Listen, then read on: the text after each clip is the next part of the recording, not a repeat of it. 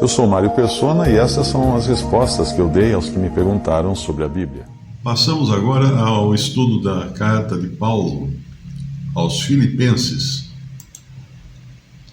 capítulo 2. E aqui esse capítulo é interessante que ele fala do Evangelho e ao mesmo tempo ele fala de si mesmo, como, digamos assim, o respaldo pessoal de conduta de um pregador do Evangelho. Ele começa no 1 Tessalonicenses capítulo 2, versículo 1. Não é isso que eu falei? Eu falei 1 Filipenses? Pode internar. 1 Tessalonicenses capítulo 2, versículo 1. Então aqui nós vamos ver Paulo falando do Evangelho, mas falando também algumas coisas a respeito de si mesmo, como sendo um lastro, uma confirmação, pessoal, dando mais credibilidade às coisas que ele fala. Porque ele vai falar do seu caráter aqui e da sua conduta enquanto ele estava em Tessalônica. E o ponto aqui é mostrar que o cristão deve ter uma conduta, deve ter um caráter que venha a confirmar ou venha a dar respaldo às suas palavras. Tem uma frase em inglês que é muito conhecida nos Estados Unidos que diz assim: walk the talk, ou seja, caminhe aquilo que você diz, ande do jeito que você fala, porque muitos apenas falam, mas não praticam, né? No capítulo 2 de 1 Tessalonicenses, no versículo 1 ele diz: porque vós mesmos, irmãos, bem sabeis que a nossa entrada para convosco não foi vã. Bem sabeis. E essa frase, bem sabeis, é interessante que nesse capítulo ele repete algumas vezes. Ele vai repetir no versículo 2, mas mesmo depois de termos antes padecido e sido agravados em Filipos, como sabeis, ou seja, eles eram testemunha disso.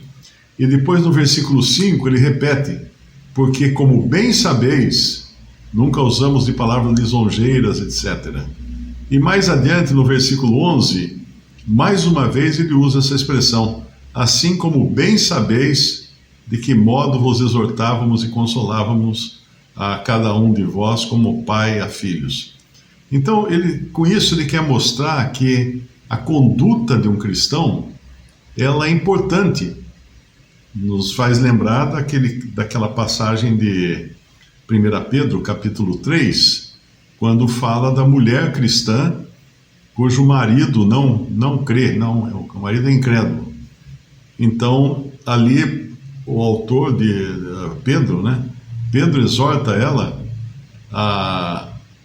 podemos até ler a passagem, 1 Pedro capítulo 3, versículo 1, semelhantemente vós, mulheres, sede sujeitas aos vossos próprios maridos, para que também, se alguns não obedecem à palavra, pelo porte de suas mulheres sejam ganhos sem palavra, considerando a vossa vida casta e em temor.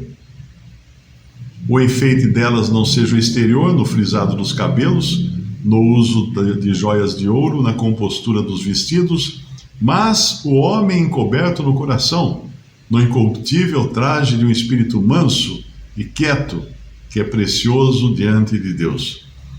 Na verdade, o que ele está dizendo aqui não é que é proibido usar frisado nos cabelos, ou joias de ouro, ou compostura dos vestidos. O que ele está dizendo é que não sejam essas coisas exteriores, não é? O enfeite da mulher. E aqui ele fala que a mulher, caso o marido não obedeça a palavra, que ele pode ser ganho sem palavra, considerando a vida casta e em temor da mulher, da esposa. Tem um irmão que ele sempre diz assim: prega o evangelho e se precisar, use palavras. Porque nós pregamos o evangelho com a vida também. A nossa conduta, a nossa maneira de ser, de viver, já é uma parte da nossa pregação. E é importante entender isso. Tem um versículo que eu gosto muito, lá em, eu acho que é Tito, se não me engano. Vamos ver se eu acho aqui o versículo. Tito, capítulo 2, versículo 9, ele diz assim: exorta os servos a que se sujeitem a seus senhores e em tudo agradem, não contradizendo, não defraudando, antes mostrando toda a boa lealdade, para que em tudo sejam ornamento da doutrina de Deus nosso Salvador. Quando você faz um bolo ou compra um bolo, o bolo para uma festa de aniversário, por exemplo, o bolo pode ser de dois tipos. Tem o bolo simples, que é apenas aquele pão de ló, né, que é chamado normalmente, que ele não tem nada, ele é simples, é um bolo, tem a massa do bolo e só. Mas tem o bolo que tem ornamento, tem o bolo que tem cobertura. Então ninguém, por exemplo, nenhuma noiva gostaria de se casar e na festa apresentar um pão de ló para os convidados, né? Mas basicamente o que diz aqui é que o cristão, ele deve ser ornamento da doutrina. Ele vai pregar, mas ele também tem que ter a plataforma, a sua plataforma, onde o seu evangelho está saindo, de onde ele está saindo, deve ser idônea e deve ter credibilidade. Porque se você conhece uma pessoa que é um nó cego, né, que é um 171, que costumam falar, né, um golpista, e de repente ele chega para você para pregar o evangelho, você já fica um pé atrás, imagina que eu vou acreditar no que esse cara está falando, ele vai aplicar um golpe em mim. Então, voltando lá para o nosso capítulo em 1 Tessalonicenses, capítulo 2, o que nós encontramos lá? Então, porque vós mesmos, irmãos, bem sabeis qual foi a nossa entrada, que a nossa entrada para convosco não foi vã. Nosso comportamento, a nossa chegada não foi em vão. Mas mesmo depois de termos antes padecido e sido agravados em Filipos, como sabeis, tornamo-nos ousados em nosso Deus para vos falar o Evangelho de Deus com grande combate. Então eles eram testemunhas de que não tinha sido fácil para Paulo chegar até eles levando o Evangelho. Ele tinha sido perseguido, ele tinha sido preso, inclusive, e era só com a ousadia que Deus dava a ele e ao seu companheiro, né, que estava junto, que ele podia falar do Evangelho para os Tessalonicenses, como eles bem sabiam disso. Eles bem sabiam. Paulo toma aqui como testemunhas os próprios Tessalonicenses, testemunhas da sua maneira de viver, da sua maneira de se comportar. E um cristão, ele tem, por onde ele passar, ele tem que deixar o doce aroma de Cristo, como fala em Coríntios, porque ele vai ser lembrado. E a palavra de Deus vai ser lembrada de acordo com a maneira dele se comportar. Eu já conheci muitos irmãos que realmente você não dá 10 centavos para as coisas que ele fala, porque a vida não assina embaixo. A vida não assina embaixo. Mas outros que eu conheci que falavam 2 palavras e já era uma delícia escutar, porque você sabia que eram irmãos que estavam realmente empenhados na obra do Senhor, empenhados com uma vida santa, com uma vida de fé, eram verdadeiros exemplos. Então no versículo 2 ele falou: mas mesmo depois de termos antes padecido e sido agravados em Filipos, como bem sabeis, olha, mais uma vez aqui, tornamo-nos ousados em nosso Deus para vos falar o Evangelho de Deus com grande combate. Porque a nossa exortação, no versículo 3, não foi com engano, nem com imundícia, nem com fraudulência. Olha, três termos que ele usa aqui, que infelizmente, nós estamos cansados de ver agora dentro da cristandade professa. Engano. Hoje mesmo eu publiquei um short, né, um vídeo, curto, o título é Você está sendo enganado, acho que é esse o título. Fingindo que era paralítico. Então não precisa ter muita imaginação para saber o que aconteceu lá dentro, né? Claro, ele ia ser curado. Ele ia ser curado.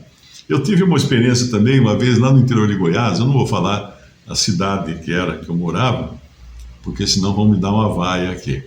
Mas quando eu estava em Alto Paraíso, uma vez viajando para Brasília, eu dei carona para um homem bem simplesinho, e no caminho também dei um folheto, falei do evangelho para ele e tal. Ele falou assim: moço, eu vou numa igreja lá perto de casa, mas eu acho que não é bom lá não, o pastor não é bom, o pastor não sabe fazer as coisas. Eu falei: por que ele não sabe?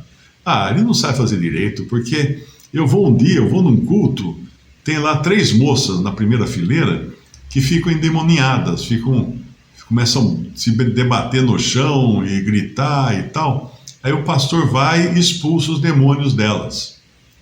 Mas eu vou na semana seguinte, as mesmas 3 moças ficam endemoniadas de novo. Aí ele vai e expulsa outra vez os demônios dela. Eu não gostei muito, porque eu estou achando que o pastor não sabe fazer o serviço direito lá, coitado, da ingenuidade dele, ele nem percebeu que ali era tudo combinação, né? Então tem muito disso hoje na cristandade. Então quando fala que não foi com engano, Paulo não foi com engano, Paulo não enganou ninguém. Se Paulo fizesse um milagre, um sinal, era real, era verdadeiro, porque era vindo de Deus, do Espírito Santo de Deus. Não foi com engano, no versículo 3, nem com imundícia, porque se a vida dele não fosse uma vida santa, se ele fosse um homem devasso, né? Se ele fosse para a reunião da Assembleia lá de Tessalonicenses, olhando para as pernas das meninas, alguma coisa assim, já iam olhar para ele e falar assim: esse Paulo aí, ó, né? Eu me lembro que teve um visitante uma vez na reunião em Limeira, e ele chegou, sentou assim, começou a observar. É engraçado quando chega um visitante, né, que não sabe onde ele está pisando. Uma vez teve um até que chegou, olhou em volta e falou assim: não tem banda? Eu falei: não tem banda. Eu entendo, quando está começando é caro comprar os instrumentos, né? Ele estava preocupado com a necessidade de comprar instrumentos. Mas esse aí foi. Ele olhou em volta e tal. Aí quando ele foi embora, no dia seguinte, eu perguntei para ele, né, como é que foi, que ele achou da reunião, e falou assim: eu não gostei não, porque na minha frente tinha uma mulher com as costas de fora, com um vestido com as costas todas de fora. Tinha uma outra perto de mim que estava com as pernas de fora, e cruzava as pernas e estava a calça saia curta e dava para ver as pernas dela. Tinha uma que não parava de mexer no celular, e tinha uma outra que foi mais de uma vez ao banheiro durante a reunião. Então realmente eu achei que a coisa ali não era séria. Eu falei: e realmente, porque eu também estava observando, e tinha uma de costas para fora, tinha outra de pernas para fora, tinha uma que foi ao banheiro umas 2 ou 3 vezes, e tinha uma que não parava de mexer no celular, e tinha um rapaz que não parava de observar as moças, o que as moças estavam fazendo. Ou seja, ele passou a reunião inteira olhando para as mulheres, olhando para as pernas, para as costas, para a ida no banheiro, tudo isso. Então a pessoa não adianta, porque é meio que está dentro do DNA, né? O sujeito, quando não quer realmente adorar a Deus no espírito e em verdade, ficar na sua conduta cristã, e ele vai desviar, ele vai ser ou com engano, como fala aqui no versículo 3, ou com imundícia, e nem com fraudulência. O que é fraudulência? Com fraudes. Deixa eu ver se tem uma outra tradução aqui. A versão atualizada fala: nem se baseia em dolo. Nem se baseia em dolo. Ou engano, né? Tem uma outra versão que fala engano. Então, o evangelho que Paulo pregava não era com engano. Ele não estava querendo enganar ninguém. Muito diferente do que acontece hoje na cristandade, em muitos lugares. Eu me lembro de eu ter conhecido um pastor, que cidade que era? Mogi Guaçu. Mogi Guaçu. Esse cara, ele ficou tão bravo comigo, porque os jovens da igreja foram me encontrar numa praça, né, e eu falei para eles de como congregar e tudo mais, e levei bastante material para eles impresso, livretos, folhetos e tal. E esse cara ficou com tanta raiva que depois um desses jovens me contou que ele pediu na igreja que todos os que tivessem recebido o material do Mário Persona deviam trazer para a igreja, que eles iam queimar tudo. Por que isso? Porque eu, conversando com ele, eu falei que o crente não perde a salvação, e ele falou para mim o seguinte, ele falou assim: Mário, eu sei que o crente não perde a salvação, mas se eu falar isso, a minha igreja fica vazia. Percebe qual é a conduta, qual a intenção dessas pessoas? Realmente não tem uma conduta cristã, não podem dizer que se basearam na maneira de Paulo ser, né? Aí no versículo 3 ele falou que não foi com engano, nem com imundícia, nem com fraudulência, mas como fomos aprovados de Deus. Ele está falando agora no versículo 4, né? Como fomos aprovados de Deus para que o evangelho nos fosse confiado, assim falamos, não para agradar os homens, mas a Deus que prova os nossos corações. É um grande perigo quando nós queremos agradar os homens. E essa é uma das razões de muitos dos desvios da cristandade, que tem lá as suas igrejas, né? E a escolha dos pastores é feita por votação. Não sei se vocês sabem disso. E algumas a sede manda o pastor lá e não quer nem saber, né? Planta o sujeito lá e o povo tem que aceitar. Mas outras, eles fazem uma votação, uma eleição. Então eles convidam, tipo, 3, 4 pastores para pregar. Aí cada domingo um prega e os fiéis avaliam. Depois aquele que eles acharem que pregou melhor, aquele de quem eles gostaram mais, esse é contratado por aquela igreja. Agora, não precisa ser muito inteligente para saber que vão escolher aquele que não fala nada desagradável para o povo. Porque se o pastor for daqueles bravos, não, todos pecaram, você tem que viver em santidade e tal, está fora, está fora. Vão reprová-lo, vai receber cartão vermelho. Então, Paulo deixa muito claro: assim falamos, não como para agradar os homens, mas a Deus que prova os nossos corações. Eu recebo muitos vídeos e perguntas sobre determinados pregadores ou pastores que aparecem na internet, e a pessoa me pergunta: Mário, o que você acha? O que você acha do que ele está dizendo aqui? Eu falo: olha, ele é empregado dessa instituição. Geralmente é adventista, ou é outra, né, Assembleia de Deus, ou alguma coisa assim. Ele é empregado nessa instituição. Então ele não pode falar nada que coloque em risco o emprego dele.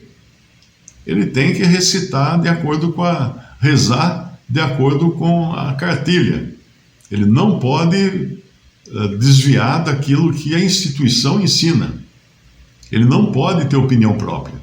Ele não pode, inclusive, ter o conhecimento próprio da Bíblia. Ele tem que conhecer a Bíblia de acordo com os ditames daquela instituição. Por isso que não precisa nem falar nada, nem falar se ele é bom, se ele é ruim, se ele está enganado ou não está enganado. ele está defendendo o salário. Ele tem que defender o salário dele. Porque se ele falar alguma coisa fora da linha de dogmática, lá, da linha doutrinal daquela igreja, ele está fora, ele vai ser demitido. Ele vai perder o emprego. Então, isso já demonstra que é muito difícil você encontrar uma instituição religiosa em que o pregador esteja isento, seja alguém que prega livre, né? Que tenha liberdade para pregar. Não vai ter liberdade. Ele vai estar sempre amarrado porque ele tem interesse, ele não quer perder o emprego. Simples assim. Não precisa ser muito esperto para perceber isso, né?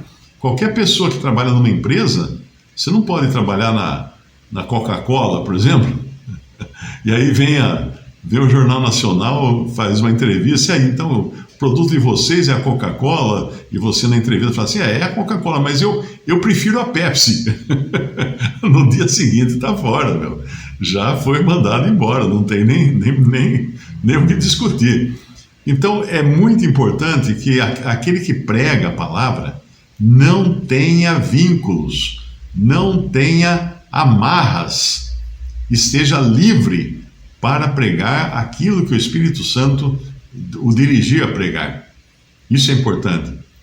Mas como fomos aprovados de Deus, para que o Evangelho nos fosse confiado, Deus confiou a Paulo e aos seus companheiros o Evangelho. Assim falamos, não como para agradar os homens, mas a Deus que prova os nossos corações. Esse a gente não engana. Nós podemos enganar todo mundo, mas a Deus não enganamos. No versículo 5, mais uma vez ele usa a frase, né, que caracteriza esse capítulo de Tessalonicenses, porque, como bem sabeis, nunca usamos de palavras lisonjeiras, nem houve um pretexto de avareza, ou seja, nem houve um pretexto de querer ganhar dinheiro, de querer explorar os irmãos. Deus é testemunha, mais uma vez aqui, Deus é testemunha. Agora, uso de palavras lisonjeiras é o que mais tem no sistema religioso, porque eles têm que fazer rasgar a seda, né? Os caras têm lá os diferentes cargos, né? Os diferentes níveis de cargo, então você tem que elogiar para ganhar, para subir na sua carreira eclesiástica, você tem que badalar os chefes, os que estão acima de você, para não perder a boquinha lá. Muito importante perceber isso, ter visão dessas coisas para não ser enganado. Não ser enganado. Nunca usamos de palavras lisonjeiras. Eu sempre lembro que recém-convertido e recém-saído do catolicismo, porque depois de convertido eu fiquei quase um ano ainda indo à missa, né? Até entender o evangelho corretamente. E então comecei a reunir com batistas. Mas era uma pequena congregação batista, lá numa cidadezinha pequena, no interior de Goiás, que eu não me atrevo a dizer o nome aqui, porque senão vou levar uma vaia, Alto Paraíso. E tinha uns irmãos muito amáveis de Sobradinho, que me convidaram para ir a Brasília, ia ter um culto festivo, de transferência de pastores da Igreja Central, Batista Central de Brasília. E eu fui, eu e a Cristina, nós fomos os dois de camiseta puída, né? Calça jeans desbotada, botina, nós dois usávamos botina, aquelas botinas de elástico do lado assim. A gente era bem sitiante, né? E nós dois fomos lá, mas chegamos lá já nos sentimos mal, porque todo mundo chique, era um culto festivo, era um culto importante, porque era a troca de pastores. Então ficou aquela situação já meio que você fica querendo se esconder no bolso, né? Para ninguém notar que tem dois sitiantes ali. Mas aí começou, foi o primeiro pastor, teve lá o coro, né? Uma coisa muito bonita, o coral, música, instrumentos, tal, bem impressionante, né? Bonito, muito organizado, tal. Aí foi o primeiro pastor, subiu no púlpito, ficou pregando. O que ele ficou pregando? Cristo? Não. Ele ficou desfiando todas as virtudes do outro pastor que ia assumir o cargo agora. Aí ele desceu do púlpito, o outro subiu e disse que não era bem assim, que na verdade o cara era o que tinha pregado antes ali. E aí ficou nessa coisa, nesse ping-pong. Um elogiava o outro elogiava um. Chegou uma hora quase que eu fui na frente e falei assim: escuta, gente, vocês não vão falar de Cristo aqui? Não se fala mais de Jesus numa igreja? Mas ali, aquilo me decepcionou. Aquela foi a primeira pancada que eu tomei, e eu acho que Deus já estava preparando, né, para eu entender que eu não devia estar num sistema religioso, institucional. Muito embora os irmãos que nos levaram lá, que nos receberam, eu acho que nós até dormimos na casa de uma família, muito amáveis, muito dedicados. Tinha uma irmã chamada Irmã Consuelo, lá de Sobradinho. Ela e o marido eram assim trabalhadores, eles eram aposentados, né? Mas eles viajavam por todo o sertão ali de Goiás, pregando o evangelho, numa Rural Willys que eu nunca vi na minha vida, nem nesses filmes de busca-pé a gente vê um carro daquele. Era um Rural Willys que o irmão montou com peças de ferro velho. Então cada pedaço da Rural era de uma cor, era de alguma Rural velha. E ele que montou, ele entendia de mecânica e tal. Mas o mais interessante é que eles viajavam pelo sertão, só andava por estrada de fazenda, né? Porque aquela não podia nem andar, acho que na estrada de asfalto. Ele de tanto andar com muita bagagem em cima, porque eles viajavam vários dias, né? Naquele sertão, muito buraco, muita terra, de tanto viajar com muita bagagem, o teto da Rural cedeu, afundou. Então, quando eles chegaram lá em Alto Paraíso com essa Rural, tinha um tronco de árvore. Eles cortaram um tronco de árvore no meio da Rural, dentro, segurando o teto. A porta da Rural não tinha maçaneta, fechadura, nada. Tinha um furo em cima, né, na capota, que ele pegava, ele fechava a porta e enfiava um prego grande assim em cima, o prego que segurava a porta fechada. Então você imagina. Então uma coragem muito grande. Eles viajavam pelo sertão, aquelas estradas de terra, aquelas pontes mambembes, para levar o evangelho. Então os dois já partiram, já estão com o Senhor. Então o Senhor certamente vai reconhecer isso, mesmo que eles estivessem envolvidos numa instituição, não importa. O Senhor reconhece esses que têm um coração para Ele e levam a palavra dEle, pregam o evangelho. O Senhor reconhece isso. E às vezes a gente não reconhece, né? A gente não percebe, porque Paulo aqui, das várias vezes que ele fala bem sabeis, como bem sabeis, ele está deixando claro que os irmãos sabiam do trabalho que ele fazia e reconheciam o trabalho que ele fazia. Então, às vezes, a gente tem que parar para ver se nós estamos reconhecendo o trabalho que alguns irmãos fazem, de nos visitar, por exemplo, de gastar o seu tempo, o seu dinheiro. Muitos irmãos vão com recursos próprios, né? Viajam, às vezes, do exterior para levar o evangelho, para visitar assembleias, para visitar pequenas reuniões. E, às vezes, eu sei que isso aí é complicadíssimo. Tem irmãos que realmente trabalham nessa área e o Senhor vê, e o Senhor reconhece. E, como irmãos, nós devemos bem saber do trabalho que eles fazem, né? Mas ele deixa claro no versículo 6 que não buscamos glória dos homens, porque a glória dos homens é vã. Toda a glória dos homens é vã, todo elogio. Recebi hoje um e-mail, uma mensagem de um casal que foi recebido a comunhão numa assembleia, e ele fala: Mário, eu fiquei sem jeito se eu devia escrever para você ou não, porque eu sei que você não gosta. Porque foi através dos seus vídeos que eu entendi, né, a verdade e tal, reuni, e fomos recebidos à comunhão à mesa do Senhor. mas eu sei que você não gosta que fale isso.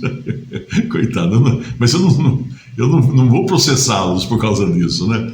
Realmente, eu não gosto de pessoa ficar bajulando. Eu não gosto de bajulação e isso eu não gosto mesmo. Porque, como bem sabeis, onde eu estava no versículo 6, não buscamos glória dos homens, nem de vós, nem de outros, ainda que podíamos, como apóstolos de Cristo, ser-vos pesados. Ou seja, ele podia já chegar, Paulo podia chegar, já falando assim: olha, irmãos, é o seguinte, essa viagem foi meio difícil, meio cara, porque olha, as estradas aí, as carroças para viajar estão na hora da morte, né? E tem trecho também que é de navio. No navio hoje está caro, está muito caro. Então, se os irmãos puderem fazer uma vaquinha, mandar um pix para mim, eu agradeceria. De jeito nenhum. Mas de jeito nenhum, nem pensar. Quando eu vejo, às vezes, vídeos que me mandam de pastor pedindo dinheiro, fazendo leilão, quem vai dar 100, quem vai dar 200, quem vai dar 1000. Gente, isso não é de Deus, isso não é de Deus, isso é coisa de lobo. Isso não é coisa de homem santo, de homem que está dedicado a servir a Deus. Eles estão dedicados a servir a Mamon. Eu me lembro de uma vez almoçando na casa da minha irmã, tinha lá um visitante, e eu falei um pouco do evangelho para ele, falei assim: eu fui aqui em Limeira na igreja tal, aí citou uma igreja neopentecostal aqui em Limeira, eu marquei no relógio, o pastor ficou 1h40 pedindo dinheiro, nunca mais eu volto lá. Então, aí você fica sem ação, porque eu querendo apresentar o evangelho para o homem, e ele já teve uma experiência dessa totalmente negativa. O que sobra para a gente falar? Não sobra mais nada, né? Mas aí ele fala: não buscamos glória dos homens, nem de vós, nem de outros, ainda que podíamos, como apóstolos de Cristo, ser-vos pesados. Eles podiam ser pesados, mas não queriam. Dessa glória ele não abria mão. Antes fomos brandos entre vós, como a ama que cria seus filhos. Assim nós, sendo-vos tão afeiçoados, né, com tamanha afeição por vocês, de boa vontade quiséramos comunicar-vos, não somente o Evangelho de Deus, mas ainda as nossas próprias almas, porquanto nos éreis muito queridos. Era o amor de Deus que movia esses irmãos. Não era desejo de lucro, não era desejo de pix, não era nada, era amor de Deus só que movia. E ele fala no versículo 9: porque bem vos lembrais, irmãos, do nosso trabalho e fadiga, pois trabalhando noite e dia, para não sermos pesados a nenhum de vós, vos pregamos o Evangelho de Deus. O que ele quer dizer aqui? Bom, Paulo era um fabricante de tendas. Então eu acredito até que ele levasse o seu home office junto, né? Ele levasse algumas coisas para fazer. Tipo, talvez até vender as tendas nas ruas da cidade onde ele estava passando. Ele continuava trabalhando. Talvez à noite ele ficasse acordado costurando tecidos para fazer tendas, para vender, para se sustentar, para não sermos pesados a nenhum de vós. Vos pregamos o Evangelho de Deus, e vós e Deus sois testemunhas de quão santa e justa e irrepreensivelmente nos houvemos para convosco os que crestes. Essa era a maneira como eles se apresentavam a eles. E ele pode aqui todo momento dizer essa frase: como bem sabeis, como bem sabeis, como bem sabeis, porque ninguém ia contestar.